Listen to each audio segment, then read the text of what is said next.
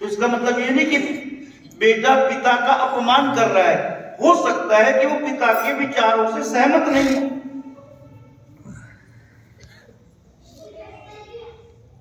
इसलिए पहले इस बात को स्पष्ट आप समझ लीजिए, भरत जी ने जो ककई से कहा वो मां के रूप में नहीं कहा, वो केवल और केवल ककई के विचारों का विरोध किया कि जो विचार राम को हमारे जीवन से दूर कर दे वो तो फिर पापी ही होगा।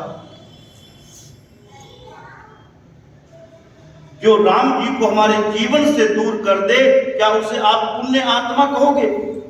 वो तो पापी है। और यही भरत जी कह रहे हैं,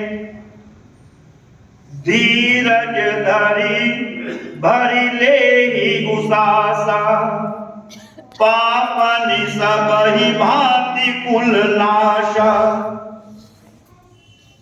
कि आपने तो हमारे कुल का ही नाश कर दिया। अगर ऐसा ही करना था तो भरत जी ने कहा, जो पे कुर्ची रही अति तो ही, जन्मत काहे न मारे मोही।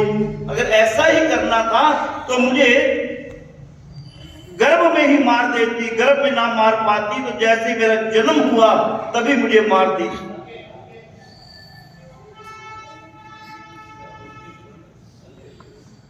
भरत कहते हैं मन तो कर रहा है मारने का, राम विरोधी को मारना पाप नहीं है। मन तो कर रहा है मारने का, पर मेरी बुद्धि मुझे रोक रही है। क्यों रोक रही है?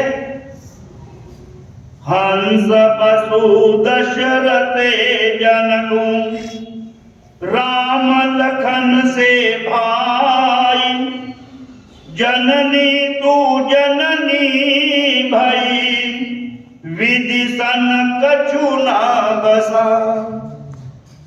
मुझे अपने हंस जैसे वंश का ध्यान आ रहा है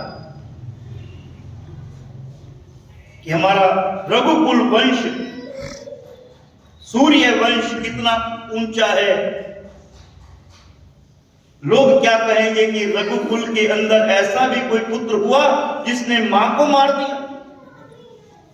चलो, मैं अपने वंश का भी ध्यान नहीं करता, मुझे पिता का ध्यान आता है। मेरे पिता को कलंक लगे, उनके नाम को कलंक लगे। और इस शब्द से, इस चौपाई से सब समझ लो, ऐसा कोई गलत काम ना करे जिससे आने वाले समाज में हमारे बड़ों तक को उंगली कोई उठाए, या आने वाले बच्चों को कोई कहे कि तुम्हारा बाप तो ऐसा था। ऐसा कोई काम मत कर।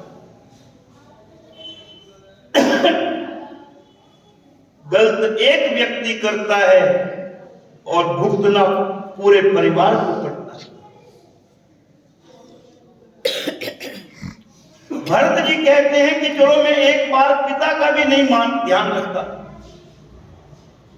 पर मैं ये नहीं चाहता कल को लोग मेरे राम निकले, मेरे लखन निकले और कोई ये ना कहे लो देखो इनके भाई ने तो मां को मार दिया। मुझे अपने प्रभु का ध्यान आ रहा है।